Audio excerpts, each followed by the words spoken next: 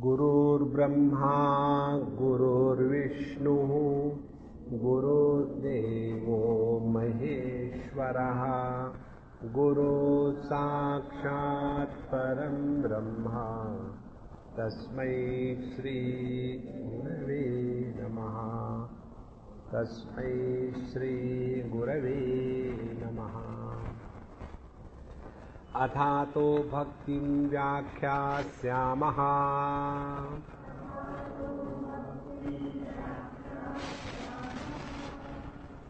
नारद भक्ति सूत्र में हम इस सूत्र के साथ प्रवेश करते हैं और इस प्रथम सूत्र को कहते हैं प्रतिज्ञा सूत्र। इसमें भगवान नारद जी एक प्रतिज्ञा करते हैं कि हम इस ग्रंथ में करने क्या वाले हैं, काहे को इस ग्रंथ का चयन किया गया है, इसके अध्ययन का प्रयोजन क्या है। इसलिए पहले प्रतिज्ञा करते हैं। तो अथ भक्ति व्याख्यास्यामः। देखो, वेदांत के अनुसार प्रत्येक ग्रंथ के प्रतिपादित विषय को पूर्ण रूप से समझने के लिए चार बातों की आवश्यकता होती है।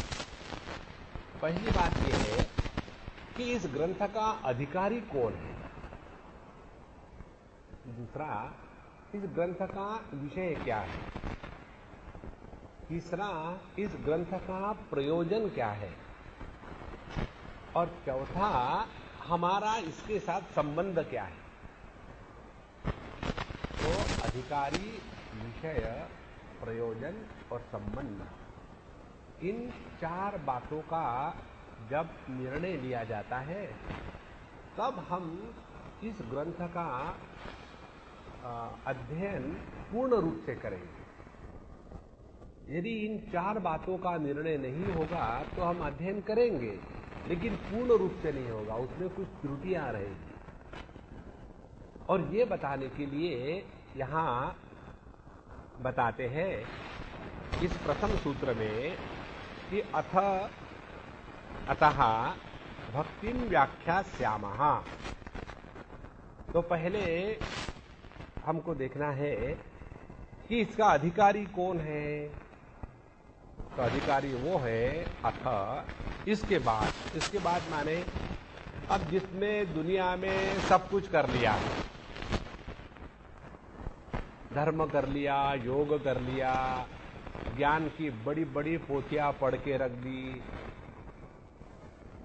लेकिन मनीराम महाराज वही टूटे हुए दिल से भटक रहे हैं।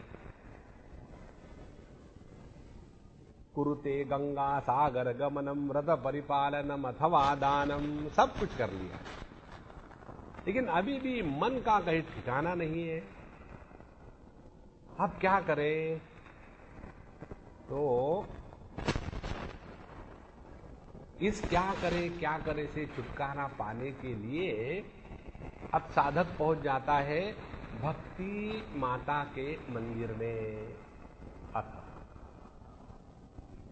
तो माने जो बात हमको कर्म से प्राप्त नहीं हुई। देखो, भागवत में कथा आती है, नैमिषारण्य में अनेक सालों तक चलने वाला एक वैदिक सत्र था और उस सत्र में सभी शौनकादि ऋषि बैठ करके अपना हवन करते थे। इंद्राय स्वाहा इदन्न मम, वरुणाय स्वाहा इदन्न मम। और जहां हवन होगा वहां कुछ हो ना हो, धुआं जरूर होगा। और धुएं के द्वारा चाहे आपका हवन के कारण अंतःकरण शुद्ध हो ना हो, आपकी नाक और आंख साफ हो जाती, कुछ ना कुछ तो प्रभाव होता है। तो वो कहते हैं ऋषि सूत जी को, सूत महाभाग, हे सूत जी महाराज, हम ये यज्ञ करके धुआं खा खा के तंग आ गए। आपको सबको मालूम है ना, passive smoking is more dangerous than active smoking. तो यह जो धुआं निकलता है उसके कारण हम बड़े परेशान हैं।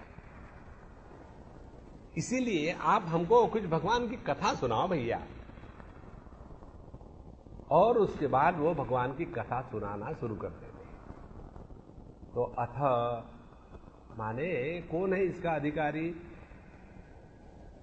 अब बहुत हो गया दुनियादारी में, अब बस ना हमको कर्म आता है, ना हमको योग आता है। योग के लिए बैठो तो कहीं यहां दर्द, कहीं वहां दर्द।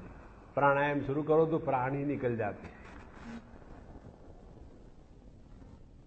अब हमसे नहीं होता बाबा, ये कुछ नहीं होता। हम तो हर चीज के लिए नालायक है। देखो वेदांत की बात करो, वहां तो महाभयानक स्थिति है। विवेक, वैराग्य, समाधि, सड़क संपत्ति। सड़क संपत्ति वो सड़क संपत्ति है, और उसी में फंसे रहो। बहुत हो गया। तो अथ इसका अधिकारी कौन है? इसके सभी अधिकारी है। देखो कितना सुंदर निर्णय हो गया।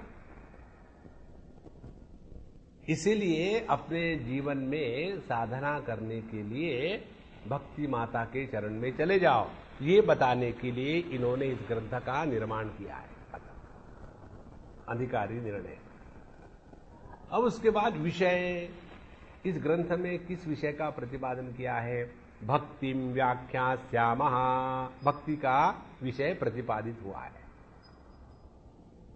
तो भक्ति का विषय, भक्ति क्या है? कल हमने देखा था, भक्ति माने जीवन में रस आना, उसको कहते हैं भक्ति। देखो निरस होकर के मत रहना। गुजरातियों में एक नाम होता है रसिक भाई। रसिक भाई माने जो हर चीज में रस लेते हैं।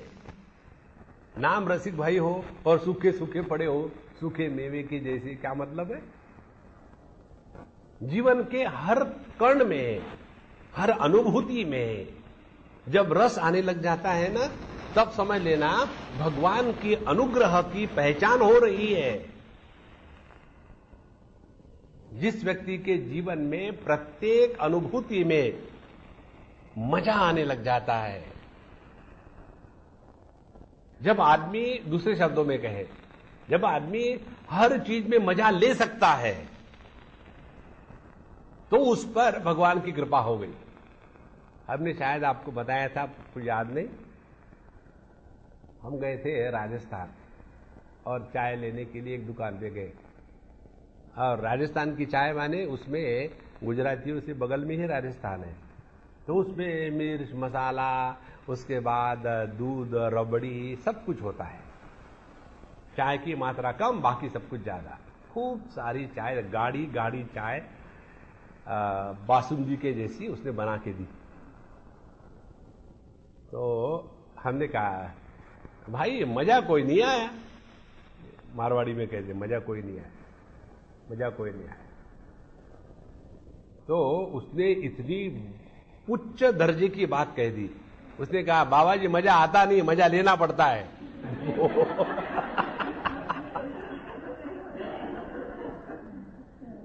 देखो महाराज, जीवन में हर चीज में मजा आना चाहिए, तब होती बात। उसको कहते हैं भक्ति। भगत जो है उसके पास कंप्लेंट्स नहीं है, उसके पास आनंद है।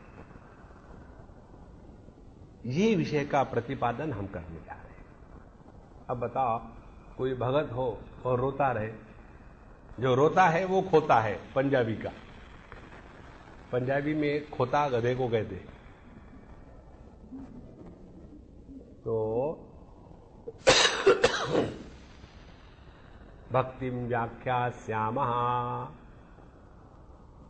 भजनम रसनम भक्ति। उसके बाद भक्ति की दूसरी भी बात बताई, भंजनम, जो इस दुनिया के परेशानी को नष्ट कर देती है। दुनिया की परेशानी नष्ट कैसी होती है? जब आपका ध्यान भगवान की तरफ लगा तो दुनिया में क्या चल रहा है अपने को क्या फर्क पड़ता है? देखो, दुनिया को लड़ने दो, आप कामों काम अपने टाइम को बर्बाद मत करो। अब कल परसों मुझे किसी ने बताई एक बात, एक सज्जन कह रहे थे, ये बोले जब ये क्रिकेट की मैच होती है ना, उम्र कितनी 20-25, 65 नॉट आउट।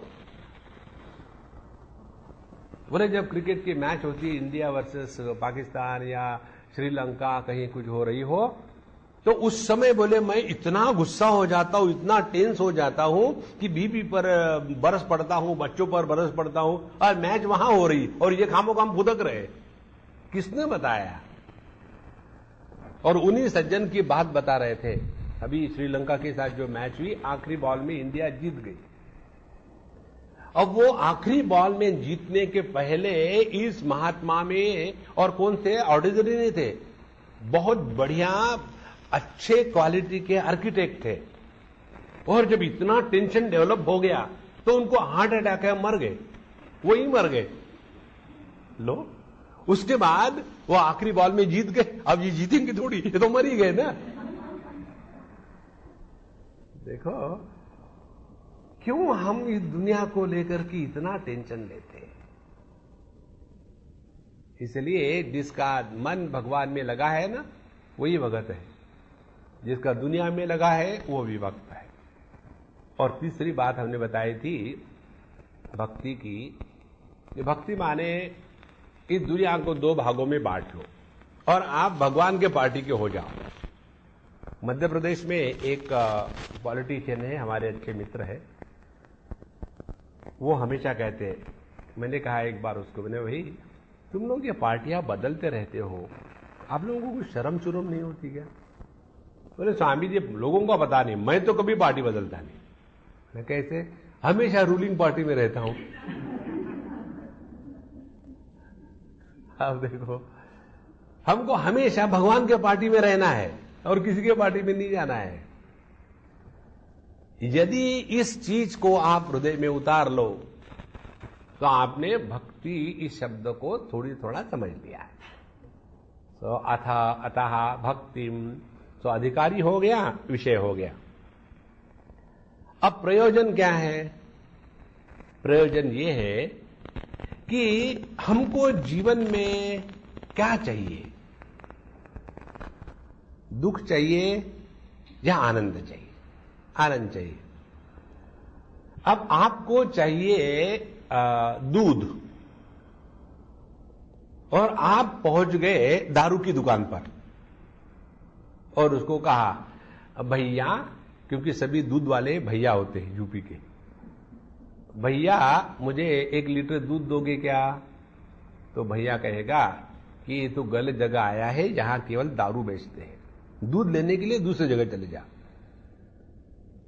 इसी प्रकार से तुमको चाहिए क्या? आनंद।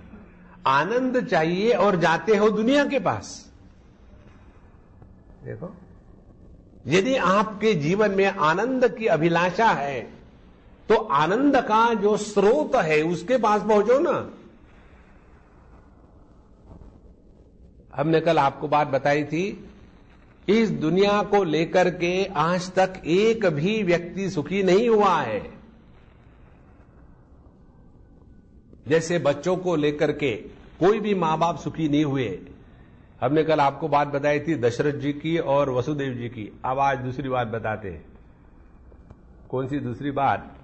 वो बताई, वो है अब उन्हीं के बच्चों की, दशरथ का बच्चा और अपने वसुदेव जी का बच्चा।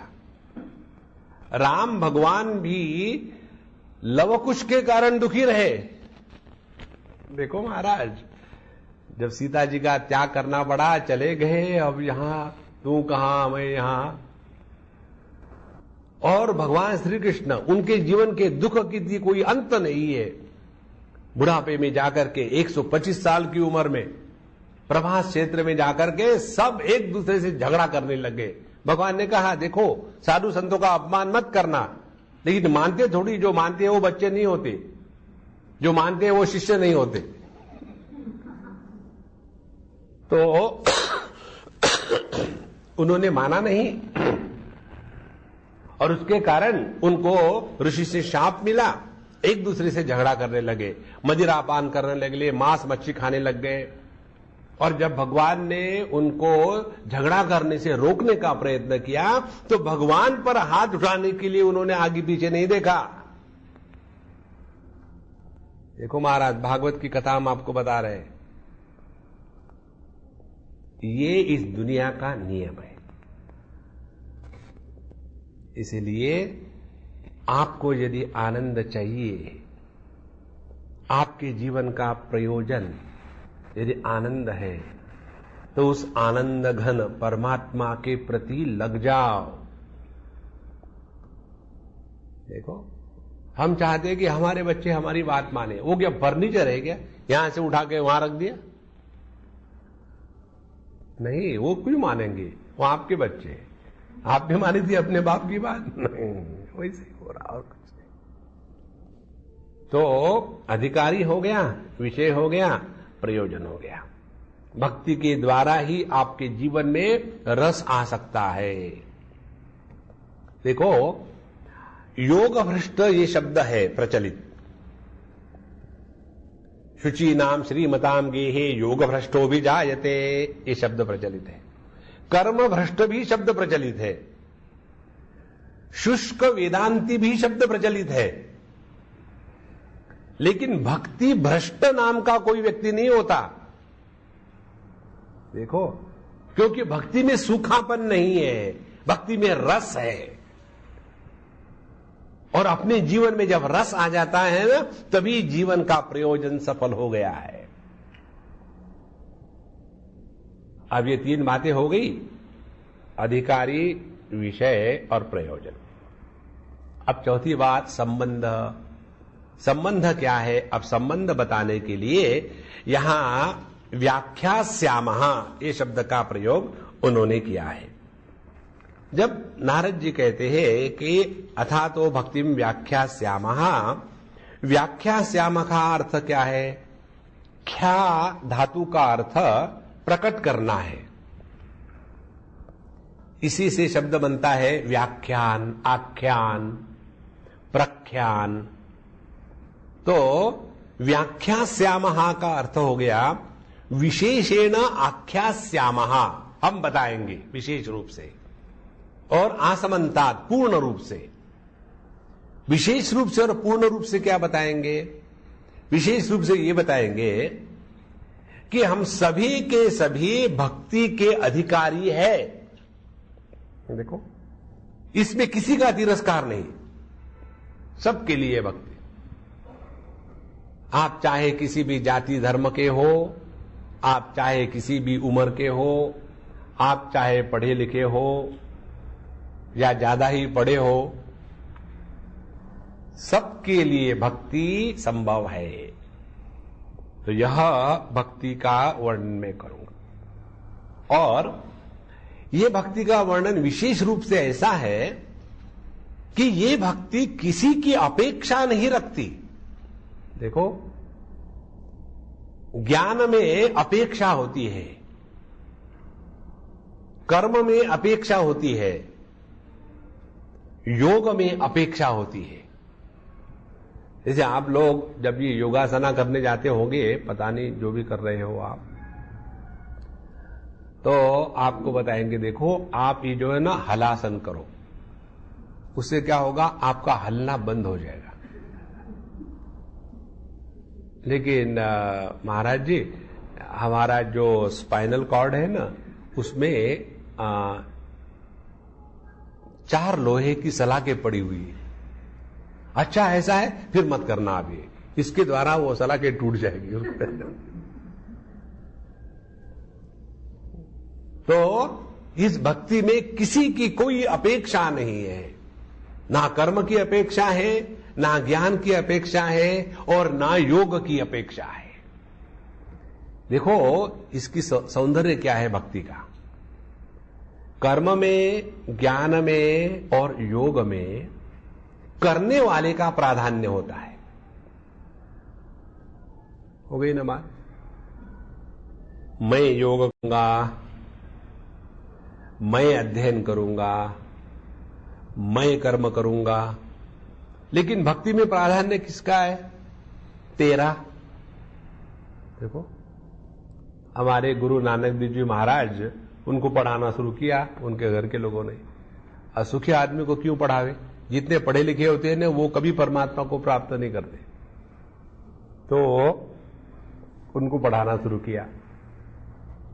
तो 1, 2, 3, 4, 5, 6 पंजाबी थे, और जब 12 के बाद 13 पर आए तो उनकी समाधि लग गई। देखो, भक्ति में तत्पद का प्राधान्य है, त्वम पद का नहीं। देखो, भक्ति का प्रारंभ ही होता है हम महत्व किसको दे रहे हैं। देखो, यदि हमने अपने जीवन में परमात्मा को महत्व दिया तो अपना जो मैं है वो तो अपने आप खत्म हो गया ना। और समस्या किसकी है? समस्या इसी की तो है। देखो, मनुष्य अपने मैं की, अपने अहंकार की पूजा करने के लिए बड़े बड़े तरीके ढूंढता है। पहला तरीका, समाज में यदि रहना है तो समाज क्या कहेगा, समाज को मारो गोली, मैं ऊपर आ रहा है। देखो, यह जो मैं है ना, इससे मुक्ति पाना जीवन का अंतिम लक्ष्य है। कर्म के द्वारा मैं और तगड़ा होता है। जब मैं यहां आया था कुछ नहीं था मेरे पास, फिर मैंने मेहनत करी। एक हमारे बूढ़े मित्र है, बड़े बिल्डर है। स्वामी जी, अब आपके सामने क्या छुपावे। हमने कहा मुझे कुछ बताओ भी मत, मुझे सब मालूम है। नहीं, फिर भी हम बताते। जब यहां आए हम राजस्थान से चने बेचते थे रेलवे स्टेशन पर, पुड़िया बांध के। उसके बाद मूंगफली बेचने लग गए और अब दुनिया को बेच दिया और सबके मालिक बन गए। मैंने ये किया, मैंने वो किया, मैंने। सफलता की जो नशा है वही बंधन का कारण बनती है। देखो, कर्म में मैं बढ़ता है, भक्ति में मैं समाप्त होता है। बंधन जगत का नहीं है, बंधन मैं का है। ये बात हम विशेष रूप से बताएंगे, इसीलिए व्याख्यास्यामः। और कर्म की बात होगी, योग की बात करो। योगियों को भयानक भयानक मय होता है। जहां योगाभ्यास करो, थोड़ी 2-4 सिद्धियां इकट्ठी हो गई, सिद्धि इकट्ठी होने के बाद अब मैं तुमको शाप देता हूं, देखो, और शाप दे करके ऐसा होगा वैसा होगा।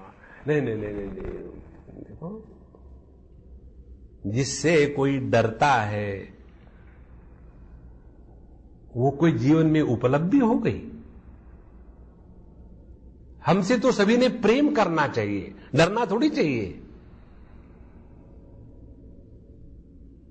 इसीलिए योग की प्राप्ति में भी कमियां हैं, लेकिन भक्ति में ये नहीं, क्योंकि वहां मैं ही मिट जाता है। और ज्ञान की तो बात क्या करें। ज्ञान का चक्कर यह है कि ज्ञान में घटाकाश फटाकाश मठाकाश के चक्कर में आदमी एकदम आसमान के बादलों के जैसा तितर बितर हो जाता है। जीवन से प्रेम एकदम शुष्क निकल गया। हर चीज को बुद्धि के तराजू में तोलना है, हर चीज को समझना है। और क्या समझा उपनिषद में? न तत्र वागच्छति न मनः न विद्मः। परमात्मा समझ का विषय नहीं है, यही समझना है। समझते रहो जिंदगी भर। इसलिए व्याख्यास्यामः, हम विशेष रूप से भक्ति की बात करेंगे कि इसके लिए किसी की कोई अपेक्षा नहीं है, क्योंकि जिसके बारे में हम जानना चाहते वही महत्व का है, वहां हमारा कोई महत्व नहीं है। इस प्रकार से क्या संबंध हो गया? संबंध ही नहीं है। प्रभु तू ही तू है। संबंध होता है दो वस्तुओं में, एक का एक के साथ संबंध नहीं होता। जब भगवान ही भगवान है, प्रभु ही प्रभु है, तो किसका किसके साथ क्या संबंध? संबंध में फंसना, यही तो मनुष्य जीवन का बंधन है। देखो, मनुष्य शब्द की परिभाषा आती है मनसा सिव्यति इति मनुष्यः। जो मन के द्वारा अपने आप को बांध के रखता है उसको मनुष्य कहते हैं। तो हम जितने दुखी होते हैं इन संबंधों के कारण, पिता पुत्र, पति पत्नी, भाई बहन, इन्हीं के कारण दुखी होते रहते हैं। तो यह संबंध एक ही है। कौन सा? कोई संबंध नहीं, केवल प्रभु मात्र है। जब हम है ही नहीं तो किसके साथ कौन संबंध होगा? इस प्रकार से हम भक्ति की ठीक ठीक पहचान आपको कराएंगे। भक्ति किसको कहते हैं, प्रेम किसको कहते हैं, और विशेषता एक और बता दो आपको भक्ति की। भक्ति की एक विशेषता यह है कि इस भक्ति को पाने के लिए हमको कहीं जाना नहीं पड़ता। देखो, प्रत्येक के हृदय में प्रेम होता है, प्रत्येक के हृदय में। अब इस प्रेम को कहते हैं प्रीति, संस्कृत शब्द है। इस प्रीति की धारा जब अधोगामिनी होती है तब उसको आसक्ति कहते हैं, और यही प्रीति की धारा जब ऊर्ध्वगामी होती है तब उसको भक्ति कहते हैं। अब ये हमारे सबके हृदय में जो प्रेम है, ये प्रेम की धारा को हम कहां बहा रहे हैं? जब हमारा प्रेम इस दुनिया के ईंट पत्थरों में बिखर जाता है, जब हमारा प्रेम इस दुनिया के रिश्ते नातों में उलझ जाता है, तो आसक्ति के कारण हम दुखी रहते हैं। सबकी ममता ताग बटोरी, ये सभी ममताओं के धागे जब खींच खांच करके इकट्ठे कर लिए और सभी की सभी ममता इस प्रभु के चरणों में लगा दिए, तो उसी ममता जो बंधन का कारण थी वह मोक्ष का कारण बन जाती है। देखो, प्रीति वही है, उसकी धारा बदल गई। और इसीलिए यह जो भक्ति है, श्रेष्ठ के लिए जो प्रेम है उसको भक्ति कहते हैं, और जो कनिष्ठ निम्न के लिए है उसको आसक्ति कहते हैं। हम ये कैसे कह सकते हैं क्या कि हम पुत्र भक्त है? नहीं, हम पुत्र से प्रेम करते हैं। हम मातृभक्त है, पितृभक्त है कहते हैं, क्योंकि माता पिता हमसे श्रेष्ठ है। देशभक्त, हम ये नहीं कहते कि आई एम ए डॉग भक्त, मैं अपने कुत्ते का बड़ा भगत हूं, नहीं। तो जहां हमारे हृदय का प्रेम परमात्मा के प्रति चल पड़ा, उसी को भक्ति कहते हैं। इस भक्ति की पहचान हम करवाएंगे। इस प्रकार से अथातो भक्तिम व्याख्यास्यामः, इस सूत्र में भगवान नारद जी ने प्रतिज्ञा करी थी। इस ग्रंथ का अधिकारी, विषय, प्रयोजन और संबंध, इसके बारे में चर्चा होगी। अब दूसरा सूत्र है, हमारे बात पढ़िएगा आप। सातु अस्मिन् परम प्रेम रूपा। पहले सूत्र में प्रतिज्ञा करने के बाद तब दूसरे सूत्र में इस सा माने वहां वह भक्ति, सा ये स्त्रीलिंगी सर्वनाम है, तो यह जो भक्ति है, तू सा तू अस्मिन अपरोक्षे परोक्षे प्रत्यक्षे तीनों प्रकार से सा तू अस्मिन परम प्रेम रूपा। अब इस नारद भक्ति सूत्र का सौंदर्य हम आपको बताते हैं। देखो, आप यदि केनोपनिषद पढ़ो तो केनोपनिषद में परब्रह्म परमात्मा का निरूपण कहीं नहीं हुआ है। परमात्मा क्या है? केनेशितम पतति प्रेषितम मनः इत्यादि प्रश्न पूछे गए कि किसके द्वारा ईशित और प्रेरित होकर के मन अपने अपने क्षेत्र में जाता है, आंखें इत्यादि। लेकिन वो क्या है इसके बारे में कहीं नहीं बताया, सिर्फ अंगुली निर्देश मात्र किया है कि जो ज्ञात और अज्ञात से अन्य है वह है। वह क्या है आप ढूंढो। यहां भी पूर्ण नारद भक्ति सूत्र में भगवान की भक्ति करनी है, लेकिन भगवान कौन है इसका कहीं नामो निशान नहीं है। देखो महाराज, ना कृष्ण को कहा है, ना राम को कहा है, ना शिव को कहा है, ना देवी को कहा है, ना सूर्य को कहा है, ना गणपति को कहा है। तो फिर उन्होंने परमात्मा के लिए सर्वनाम का प्रयोग किया है। सातु अस्मिन, अस्मिन माने इसमें। देखो, भगवत गीता के 12वें अध्याय में अर्जुन प्रश्न पूछते हैं 11वां अध्याय सुनने के पश्चात भगवान को, भगवान आपने द्वितीय अध्याय से लेकर के 10वें अध्याय तक दोनों प्रकार से परमात्मा का निरूपण किया है। निर्गुण निराकार, न जायते म्रियते वा विपश्चित नायम भूत्वा भविता वा न भूयः अजो नित्य शाश्वतोयम पुराणः न हन्यते हन्यमाने शरीरे। तो द्वितीय अध्याय से लेकर के 10वें अध्याय तक आपने अनेक प्रकार से परमात्मा का निर्गुण निराकार निर्देश किया है। उसी के साथ साथ आपने उसी परमात्मा का सगुण साकार और सगुण निराकार भी निर्देश किया है। रसो हमअप्सु कौन्तेय प्रभास्मि शशि सूर्ययोः प्रणवः सर्ववेदेषु शब्दखे पौरुषम नृषु। आपने परमात्मा का सगुण साकार भी रूप का निर्देश किया है। और जब 11वें अध्याय में आए तो 11वें अध्याय में आपने तीनों प्रकार का निर्णय दे दिया और एक आप में सब विश्व को दिखाया विश्व रूप में।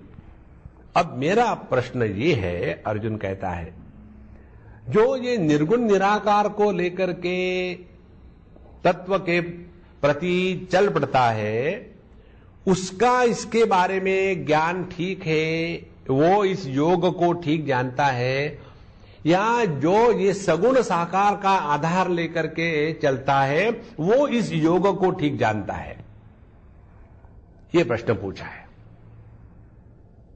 तो उसमें भगवान बताते हैं कि देखो अर्जुन, ऐसा प्रश्न नहीं पूछना चाहिए कि जिसके द्वारा किसी का मूल्यांकन होवे। ये बात सिद्धांत की याद रखना, हमको जगत में किसी का भी मूल्यांकन नहीं करना है। We should never compare and evaluate anybody or anything in this world. जिस दिन हम मूल्यांकन और तुलना शुरू करेंगे उस दिन हम अपने मन के गुलाम बन जाएंगे। तो वहां भगवान कहते हैं कि अर्जुन देखो, जो तुम्हारे लिए आसान है वो सबसे बढ़िया है। देखो कितनी बढ़िया बात है। अब भगवान की हमको भक्ति करनी है। हमको कई बार लोग पूछते, स्वामी जी आप हमको बताइए कि हमारे इष्ट कौन है। तो हमने कहा आप हमसे क्या पहेली खेल रहे हो क्या? कोई बच्चा आकर के हमको कहे स्वामी जी बताइए मेरा पेट भरा कि नहीं भरा? अब खाया तुमने, मुझे क्या मालूम।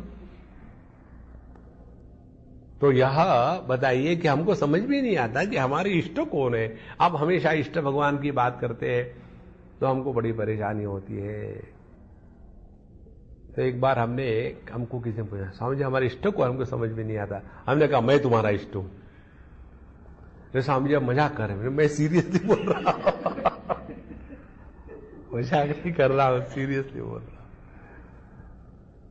तो सवाल इसका नहीं है, सवाल इसका है कि आप सहजता से अपने मन को किसमें लगा सकते हो। इसलिए यहां नारद जी कहते सातु अस्मिन् परम प्रेम रूपा। यह जो भक्ति है जिसकी व्याख्या हम करने जा रहे हैं, इसका रूप क्या है? इसका रूप है परम प्रेम। दो बातें होती है, रूप और स्वरूप। आभूषणों के दो बातें हैं, एक रूप है और दूसरा स्वरूप है। रूप कैसा है? बहुत अच्छा बनाया है, इसका डिजाइन बड़ा अच्छा है, ये इसका रूप हो गया। और स्वरूप क्या है? डिजाइन तो अच्छा है लेकिन अंदर क्या है? अंदर तो कोयला है क्या? नहीं, अंदर भी सोना है। तो यह जो भक्ति है पहले इसके रूप का वर्णन करते हैं। रूप क्या है? परम प्रेम रूपा। परम प्रेम माने वह प्रेम जिसमें किसी प्रकार की रुकावट नहीं होती। देखो, जिस प्रेम में कार्य कारण संबंध नहीं होता। अब जैसे देखो, इसको समझो ठीक से। एक माता ने हमको पूछा था कि स्वामी जी हम अपने लड़के का ध्यान रखते हैं और अभी आप आए, हम आपका भी ध्यान रखते हैं, तो हम कहेंगे कि हमारा आपके प्रति प्रेम है।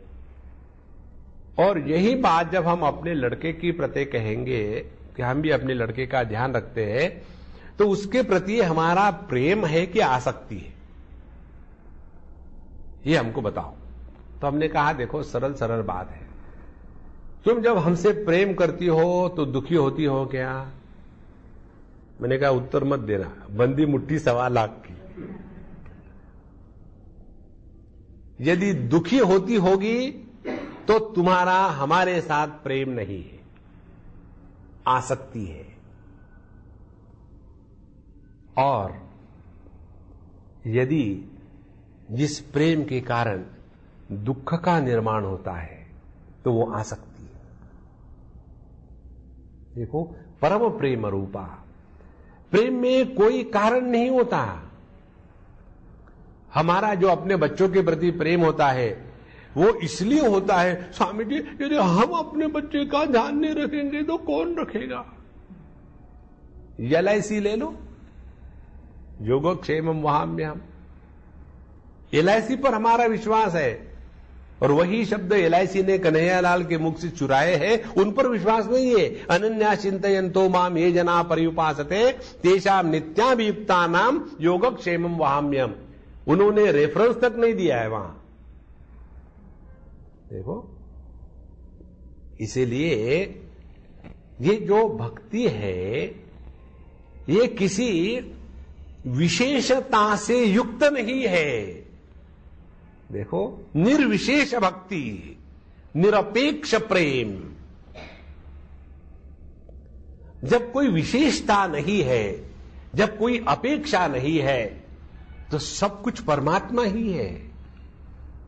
इसीलिए सातु अस्मिन, अस्मिन माने जो आपके सामने है उससे प्रेम करो। ध्यान से सुनना भैया, नारद जी के बड़े सूक्ष्म गंभीर और अत्यंत हृदय में उतरने वाले शब्द है। जैसे हमारे यहां कोई आया और हम गृहस्थ हैं, तो गृहस्थों का कर्तव्य क्या होता है? अतिथि देवो भव। तो हम गृहस्थ है और हमारे यहां कोई आया, तो उस व्यक्ति का आदर सत्कार हमको करना है। तो वो व्यक्ति तो अंदर आ गए और हम अपने बाहर जाकर के फिर दरवाजे पे खड़े। फिर वो हमारे जो अतिथि हमको पूछते, क्यों स्वामी जी महाराज आप क्या कर रहे? नहीं, हमारे कोई मित्र आने वाले थे, उनको देख रहे। जो आया है उसका तिरस्कार, जो अभी पता नहीं कब आया उसमें मन लगा है। तो हमने उस आए हुए व्यक्ति का अनादर किया ना। ध्यान से सुनना। सातु अस्मिन, इस क्षण, इस परिस्थिति में जो उपलब्ध है उसको प्रेम से स्वीकार करो। ये है भक्ति का रूप। देखो, जो वर्तमान में उपलब्ध परमात्मा का तिरस्कार करता है वह कभी जीवन में सुखी नहीं हो सकता। हम अपने हृदय में रहने वाले भगवान का तो तिरस्कार करते हैं, और चूंकि हम अपने हृदय में रहने वाले परमात्मा का तिरस्कार करते हैं तो दर दर भटकते हैं उसी आनंद की प्राप्ति के लिए। फिर दूसरों के पास जाते हैं। एक भिखारी दूसरी भिखारी को क्या देगा? देखो, अपने हृदय में उस कन्हैया को पहचानो। सातु अस्मिन, अस्मिन का अर्थ क्या हो गया? अब अस्मिन काले, इसी क्षण, अस्मिन देशे, इसी स्थान पर, अस्मिन परिस्थित्याम, इसी परिस्थिति में, सातु अस्मिन परम प्रेम रूपा। और परम प्रेम क्या होता है? जिस प्रेम में कोई रुकावट नहीं। जैसे आज्य धारया स्रोत सा समम परम चिंतनम विरलत परम, सरल चिंतनम विरलता परम। भगवान रमण महर्षि कहते हैं, जैसे नदी की धारा बिना किसी प्रयत्न के बहती है, वहां कोई मोटर नहीं लगानी पड़ती। गंगोत्री में एक मोटर लगा दी 2000 हॉर्स पावर की, और उसके बाद गंगा जी बह रही। हाँ, बिना प्रयत्न के बह रही है। और आज्य धारया, जैसे घी की धारा अखंड होती है, पानी की धारा अखंड नहीं होती, घी की अखंड होती है। इसी प्रकार से जब हमारा प्रेम सबके प्रति निरपेक्ष, स्वाभाविक और सहज होता है ना, तब समझ लेना आपके हृदय में भक्ति माता जागृत हो गई। द्वितीय स्कंध में श्रीमद् भागवत महापुराण के कपिल जी महाराज अपनी माता शिष्या देवहूति जी को भक्ति का और सांख्य का उपदेश करते हैं। उसमें बताते हैं कपिल जी महाराज, सभी प्रकार की भक्ति की साधना क्रिया योग की पद्धति से, ऐसे भगवान के मंदिर को सजाना चाहिए, ऐसे भगवान की विग्रह को सजाना चाहिए, योग्य प्रकार से उनको रोज नहलाना धुलाना चाहिए, उनको गर्मी में ऐसा, जाड़े में ऐसा कपड़े पहनाना, ये नैवेद्य दिखाना, भगवान को भोग चढ़ाने के बाद ही स्वयं खाना, सबका सब बताते हैं। और ये सब क्रिया योग की बात बताने के पश्चात आखिरी में कहते हैं, जो व्यक्ति ये सब कुछ कर रहा हो लेकिन प्रत्येक के हृदय में रहने वाले परमात्मा का जो तिरस्कार कर रहा हो, उसने भक्ति की केवल विडंबना करी है। यह भक्ति साधना नहीं है, यह भक्ति का व्यभिचार है। इसलिए यहां उसका लक्षण क्या है? परम प्रेम रूपा सातु अस्मिन प्रत्यक्षे परमात्मनि, जो हमारे सामने प्रत्यक्ष रूप से उपलब्ध है। देखो, इसीलिए भगवान का भक्त वो है, ध्यान से सुनना, जिसको भगवान के सिवा दूसरा कुछ दिखता ही नहीं। देखो, अब जिसको भगवान के सिवा दूसरा कुछ दिखेगा ही नहीं, उसके जीवन में मैं का कहां स्थान है?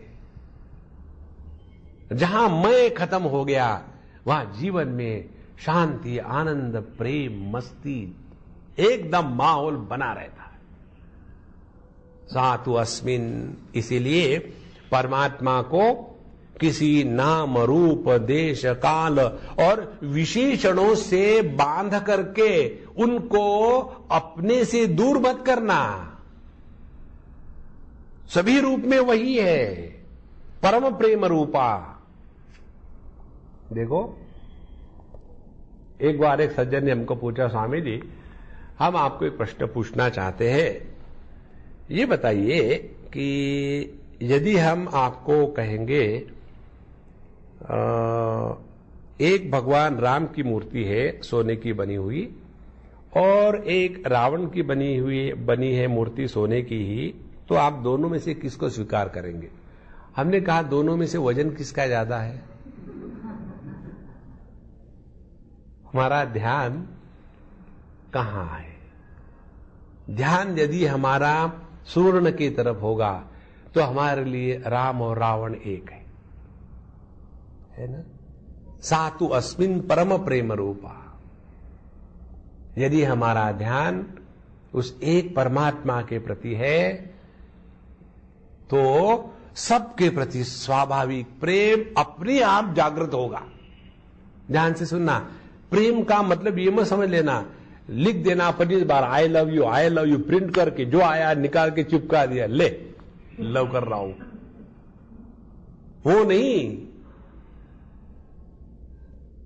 प्रेम वो होता है कि जिसके संपर्क में आने से पत्थर भी पिघल जाता है, उसको कहते हैं प्रेम। सातु अस्मिन परम प्रेम रूपा। और ये प्रेम की विशेषता क्या होती है? इस परम प्रेम की विशेषता यह है कि हमारे संपर्क में आने वाले प्रत्येक व्यक्ति के हृदय में हमारे होने का आनंद होता है। देखो, भगवान ने भगवत गीता के 12वें अध्याय में कहा है, इसको आप जरा हृदय में उतार लेना। अपने हृदय में भक्ति जागृत हुई कि नहीं, कैसा पता चले? यस्मान्नो द्विजते लोकः लोकान्नो द्विजते च यः हर्षामर्ष भयोद्वेगैः मुक्तः यस् सच मे प्रियः। जो व्यक्ति किसी के कारण ऊबता नहीं और जिसके कारण दूसरे ऊबते नहीं, ये यदि हो रहा हो तो समझ लेना हमारे हृदय में भक्ति प्रकट हो गई। और यदि जहां हम चले जाए वहां ह्यूमन ओडोमॉस के जैसे, हम आपको बताते हैं एक अम्मा की बात, दक्षिण की है और बूढ़ी है, खूब पढ़ी लिखी है, डॉक्टरेट करी है गीता गुता में। और उनके यहां दिवाली में एक बार हम गए थे। बहुत बड़ी फैमिली, 8-9 उनके लड़के हैं। अब वो 70-80 साल की है, तो उन दिनों में बच्चे होते थे, आजकल जरा फैमिन हो गया है बच्चों का। तो 8-10 बच्चे, उनकी बीबियां, उनके बच्चे, पूरा का पूरा माहौल दिवाली का समय था, बड़ा आनंद। वहां ऐसा बढ़िया झूला था, हम उस पर बैठे थे, हमारे बगल में 2-4 छोटे बच्चे बैठे और हा हा हू खा रहे, पटाखे छूट रहे, चुटकुलियां हो रही है, गाने चल रहे, म्यूजिक चल रहा है, सब कुछ चल रहा था, आनंद ही आनंद। और उस समय ये दादी माँ अपने पूजा में बैठी हुई थी और सभी नौकरों को डांट रही थी और भगवान को भी डांटती होगी। वहां से निकली, वे जैसे वो वहां से निकली भगवान खुश हो गए, चलो गई। उसके बाद किचन में गई, किचन में गई, हरे को डांटना शुरू कर दिया। फिर वहां से निकली और हम लोगों के पास आई। और जैसे हम लोगों के पास आई, धीरे धीरे जो हमारी महफिल जमी हुई थी, हर एक को एक एक चीज याद आने लग गई। किसी को फोन करने को याद आया, किसी को एग्जाम याद आ गई, किसी को बाथरूम लगी, किसी को कुछ भूल गया। धीरे धीरे 2, 4, 5 मिनट में जैसे पतझड़ आ गया हो, सब झड़ के चले गए और हम वहां उस झूले पर झूलेलाल अकेले एकमेवा द्वितीय बैठे हुए हैं। अब हम कहां जाए? और हमने कहा अम्मा आके बैठो। आके बैठी। बैठने के बाद हमारे कंधे पर सर रखा और रोना शुरू कर दिया। स्वामी जी देखा ना आपने? हमने कहा अम्मा आपका ये संसार देख करके किसके भी हृदय में आनंद होगा और ये आनंद आश्रु आपके आंखों से टपक रहे हैं। मैंने टॉपिक बदल दिया। हमको मजा नहीं आता रोना धोने का। तो बोले स्वामी जी ये आनंद आश्रु नहीं है। मैंने इसका कौन सा ब्रांड है बताओ? फिर स्वामी जी हमेशा ऐसा होता है।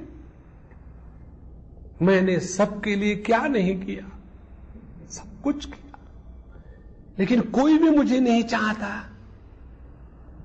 मैं जहां भी जाती हूं सब बिखर जाते हैं। ऐसा क्यों होता है? हमने कहा मामा मुझे जरा पेट में दर्द हो रहा। देखो पहचानो अपने आप को। यदि हमारे कारण किसी के भी मन में ऐसे विक्षेप आकर के गड़बड़ी होती है तो समझ लेना हमारे हृदय में शुद्ध प्रेम नहीं है। जिस हृदय में शुद्ध प्रेम होता है उसमें ये बातें नहीं होती। अपने आप को बदलना है। सातु अस्मिन् परम प्रेम रूपा। इसलिए भैया इस जगत में जो है जैसा है उसको प्रेम से स्वीकार करते जाओ, चलते रहो चलते रहो। और जब आदमी ध्यान से सुनना जागृत हो जाता है किस बारे में? अच्छा ये बातें हैं जो मुझ में कमी है और अपने कमियों को सुधारो तो देखेंगे आप वही आप जिसको दुनिया तिरस्कृत करती थी उसी आप को वही दुनिया अब सर पे रखेगी। कारण अब हम बदल गए हैं। बहुत फर्क पड़ता है। एक जगह की बात है, एक अम्मा जवानी आती थी। उसके बाद मैंने उसको कहा डिस्टेंस रखने लगा, दूर रहो, बिल्कुल मत नजदीक मत आना, बात करना बंद, सब कुछ बंद बंद बंद। खूब रोना धोना, कह कह कह कह कह कह कंप्लीटली आवे 2 साल तक। और उसके बाद एक दिन मैंने उसको बुलाया, अम्मा आ जाओ। तो जब आई बोले स्वामी जी आपने मुझे क्यों बुलाया? हमने कहा एक प्रश्न पूछने के लिए। क्या?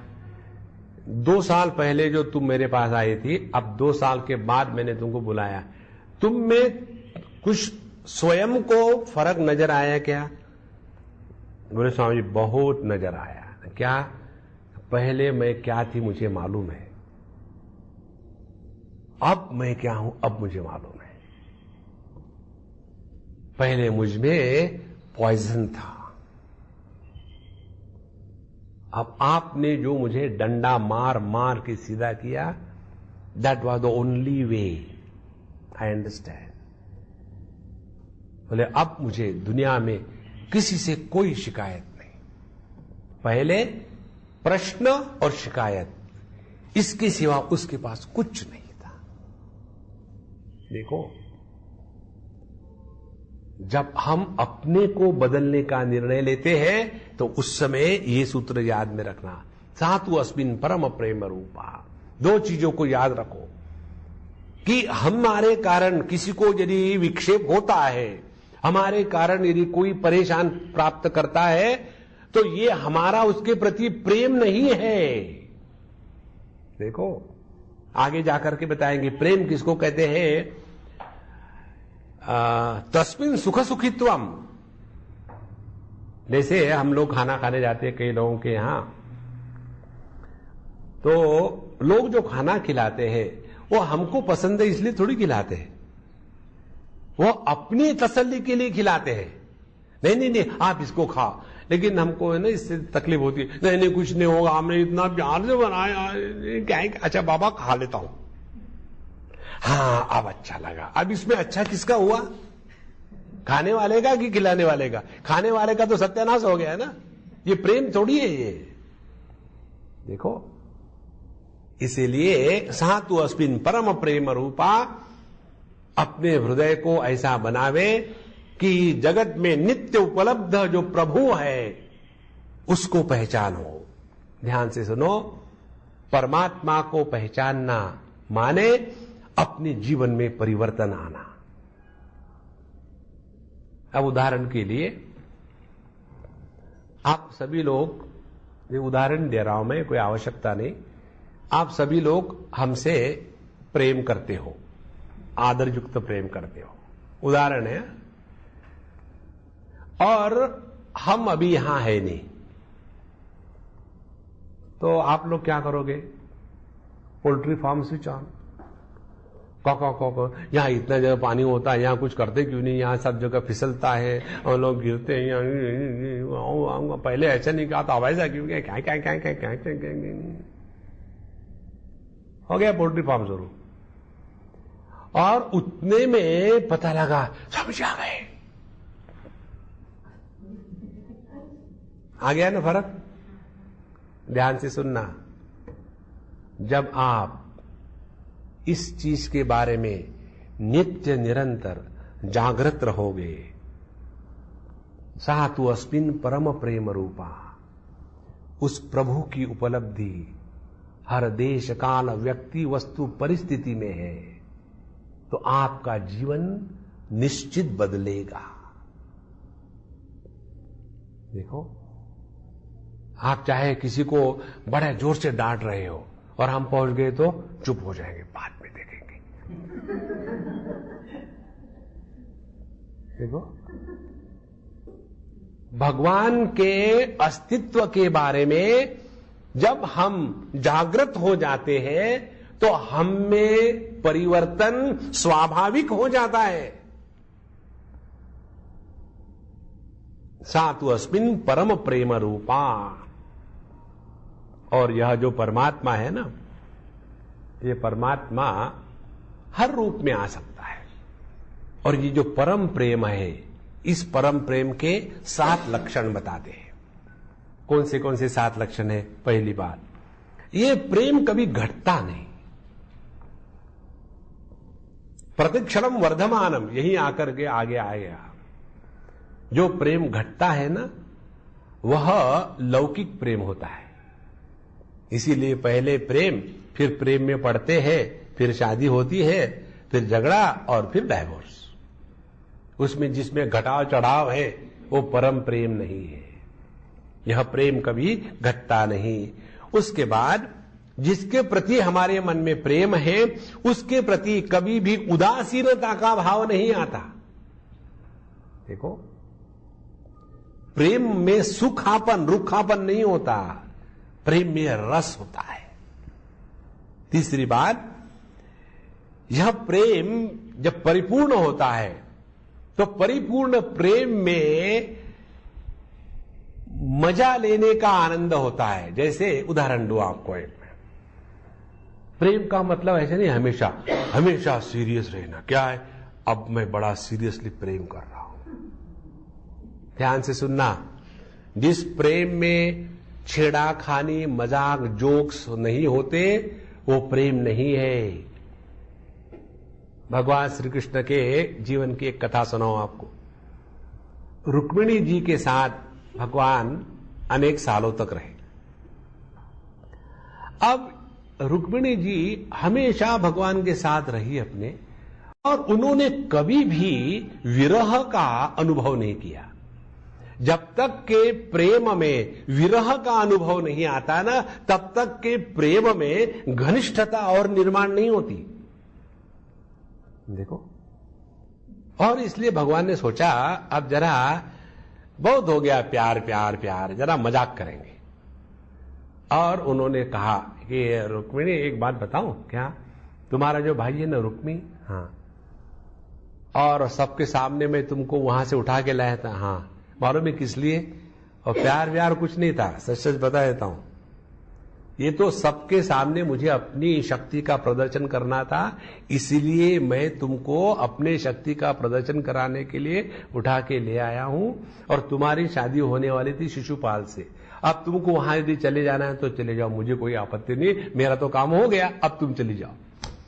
ऐसा भगवान ने कहा मात्र, और रुक्मिणी जी वो सह नहीं सकी और एकदम वहां मूर्छित हो गई।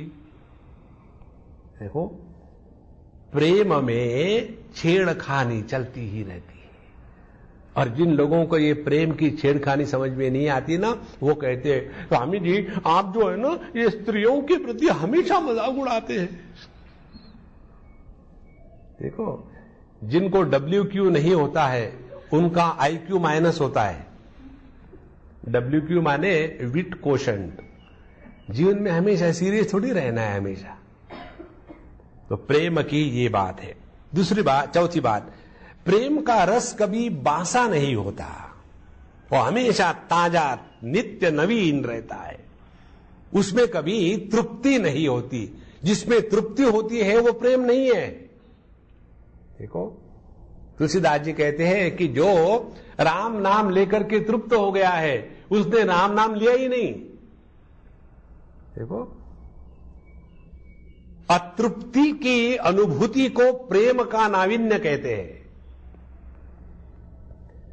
तृप्ति हो सकती है केवल प्रकृति के क्षेत्र में। देखो, आप बैठ करके समझो उबले हुए चने खा रहे हो,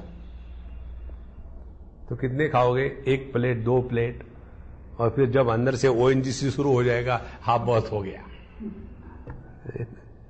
अपने आप रुक जाओगे। लेकिन जो अनंत है प्रभु, उसके प्रति जो प्रेम है उसमें कभी तृप्ति नहीं। पांचवी बात, प्रेम में कभी व्यक्ति के जीवन में डर नहीं आता। प्रेम ही हमको भय से मुक्त कराता है। देखो, जिसके हृदय में प्रेम होता है, माने भगवान के प्रति, दुनिया के प्रति प्रेम होगा तो डर लगेगा। देखो, हमारा जो अपने बच्चों के प्रति प्रेम होता है ना, तो डर लगता है ना, बच्चा लेटा है, पता नहीं क्यों लेटा गया, क्या हो गया, कहीं कोई लड़की उसको उठाती तो नहीं ले गई, वो है बेवकूफ मेरे जैसा ही, पता नहीं अब क्या होगा। देखो, ये जो डरते हैं ना प्रेम के चक्कर में, वो प्रेम ये जागतिक प्रेम है। जो भगवान के प्रति प्रेम है उसमें डर नहीं होता, उसमें कंपटीशन नहीं होती। देखो, भगवान के मंदिर में चले जाइए, या द्वारकाधीश के मंदिर में, या मथुरा में, वृंदावन में, या श्रीनाथ जी में कितने हजारों भगत होते हैं। कभी ऐसे लगता है क्या, अरे ये दर्शन कर रहा, भगवान के साथ चले जाएंगे? अरे नहीं भैया, वो तो अनंत है, हजारों आकर के दर्शन चले जाए लेके, वो जो कहते हो हैं, उसमें डर नहीं लगता कि ज्यादा लोगों ने दर्शन ले लिया तो मेरे लिए थोड़ा सा बचेगा। देखो, भक्ति में प्रेम में डर नहीं होता। जहां डर होता है वहां भक्ति प्रेम दोनों नहीं है। देखो, हमारा जो अपने बड़ों के प्रति प्रेम होता है, उस प्रेम में जो डर होता है वह आदर है। और यदि हमारा अपने बड़ों के प्रति प्रेम नहीं है तो केवल डर होगा, आदर नहीं होगा। डर डर के करेंगे, ऐसा नहीं करेंगे, पता नहीं नौकरी से निकाल देंगे, करते रहेंगे अंदर से, लेकिन चलता रहेगा। प्रेम में कहीं भी डर नहीं, और छठवीं महत्व की बात, अपना जो प्रियतम है उसमें दोष दिखने के बाद भी उस दोषों में उसको बदनाम नहीं करना, उन दोषों से उसको बचाने का प्रयत्न करना है, उसको कहते शुद्ध प्रेम। एक मारवाड़ी अम्मा की बात बताऊं मैं आपको। मारवाड़ियों की जो अनेक अच्छी बातें, उसमें एक अच्छी बात यह है कि शादियां बड़ी जल्दी हो जाती है और इसीलिए फिर वो अपने संसार में फंसी रहती है। तो एक अम्मा, उसका पति बहुत दारू पीता था और रात के समय कोई ना कोई उनको लेके आएगा, फिर गाड़ी से उठाएगा, नौकर लाके रखेगा और ये अपने पड़े हैं बिस्तर पर। और उस समय ये अम्मा उनके जूते खोलती थी, सॉक्स निकालती थी, नेकटाई खोलती थी, कोट निकालती थी, ठीक से करके उनको सुलाती थी। तो उसके किसी ने कहा महाराज जी को, महाराज जी ऐसा ऐसा है क्या? तो उसको कहा भाई तुमको कैसे लगता है? तो उसने कहा देखो, इसको कहते हैं अपने स्त्रीत्व का आदर और स्त्रीत्व के मर्यादा की पराकाष्ठा, सौंदर्य। उसने कहा कि देखो मेरी आवश्यकता उनको इसी समय है। कितनी बड़ी बात है। देखो कोई बुरा है तो उसका तिरस्कार करना तो बड़ा आसान है ना। यदि हम किसी से प्रेम करते हैं, यदि किसी में दोष है, तो दोष के कारण तिरस्कार करना यह प्रेम का लक्षण थोड़ी है। फिर उनको उस दोषों से बचाने का प्रयत्न करना, उस समय उनको उपदेश नहीं, उस समय उनको सहारा चाहिए। ये देखो सौंदर्य है प्रेम का। और सातवीं बात है, प्रेम वो है जो दूरी देरी और दूसरापन मिटा देता है। देखो प्रेम में दूरी अपने आप मिट जाती है। और ये जो दूरी है ना, ये दूरी होती है केवल विचारों की। आपके हृदय में यदि प्रभु के प्रति बहुत जबरदस्त प्रेम है तो जब चाहो उस समय प्रभु आपके हृदय में प्रकट होंगे। और देरी भी, हमने कब से बुलाया भगवान आप आए नहीं, आपके बुलाने में दम कहां है? देखो लोग कहते हैं भगवान आते नहीं, शबरी की तरह हम बुलाते नहीं। हमारे बुलाने में भी प्रेम कहां है? इसलिए इन 7 लक्षणों से पूर्ण जो प्रेम है, यह प्रेम का रूप हो गया। सातु अस्मिन् परम प्रेम रूपा। और अब इसी प्रेम का जो स्वरूप है, वो स्वरूप क्या है? ये तीसरे सूत्र में कहते हैं अमृत स्वरूपाच। तो 3 बातें हो गई अभी तक। अथा तो भक्ति व्याख्या श्यामहा, हम भक्ति की व्याख्या करेंगे। उसके बाद सातु अस्मिन् परम प्रेम रूपा, तीसरी बात अमृत स्वरूपा च। ये जो च है, दक्षिणी लोग च को चा कहते हैं ना, जैसे ना कृष्णा से टू अर्जुना। तो कृष्णा द्रौपदी का नाम है। तो कल्पना करो द्रौपदी ने अर्जुन को भगवद गीता का उपदेश किया खुले वालों से।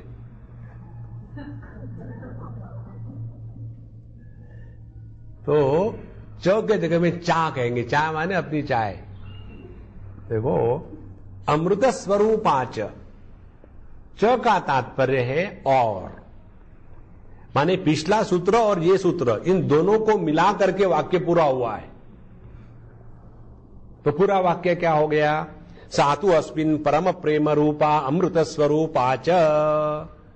फिर उन्होंने अलग अलग क्यों कर दिया भैया? ये नंबर बढ़ाने के लिए? बोले नहीं, इसमें प्रत्येक शब्द का महात्म्य हमारे हृदय में उतर आए, इसीलिए एक शब्द का एक सूत्र बनाया है। देखो कितनी महत्व की बात है। सूत्र की परिभाषा में यही बात आती है। सूत्र में एक भी शब्द अनावश्यक नहीं होता और प्रत्येक शब्द का सूक्ष्म अर्थ हमको ग्रहण करना है।